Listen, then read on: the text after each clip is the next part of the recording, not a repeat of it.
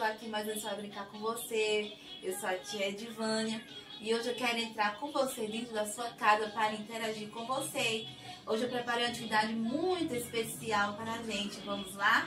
Eu fiz aqui alguns animaizinhos feitos com sucata, um rolinho de papel higiênico, tá vendo? Estamos trabalhando aqui também a sustentabilidade. Já ensinei em um dos vídeos como é que você pode estar fazendo esses bichinhos com rolinho de papel higiênico. Então você vai lá, usa a sua criatividade, dá uma olhadinha no vídeo, vou deixar na descrição desse vídeo. E vamos lá para a nossa brincadeira. A brincadeira é o seguinte: esses bichinhos que estão aqui, a gente vai ouvir o som do animalzinho. Se tiver aqui, a gente faz bate palma, mas se não tiver, a gente faz quim quim. Vamos lá, vamos brincar?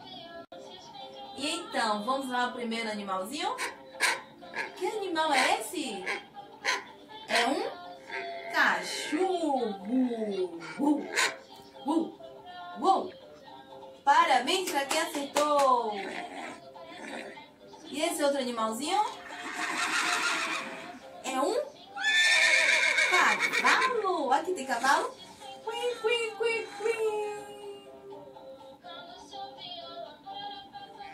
Esse próximo animal é um ovelha. Tem ovelha aqui? Não. Quim, quim, quim, quim. Vamos para o próximo animal. É um ganso. Tem um ganso aqui? Não. Quim, quim, quim, quim. Esse bicho é um porco. Muito bem.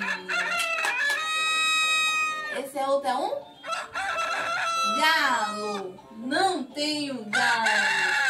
Quim, quim, quim, quim.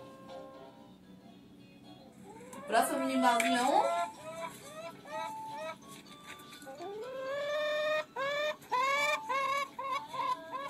ganso. Não tem. É uma galinha. Olha, meu Deus. Galinha não tem cocoricó aqui. Esse é um pintinho. Piu, piu, piu, piu, piu, piu. Não tem pintinho. Quim, quim, quim, quim. Esse próximo bicho é um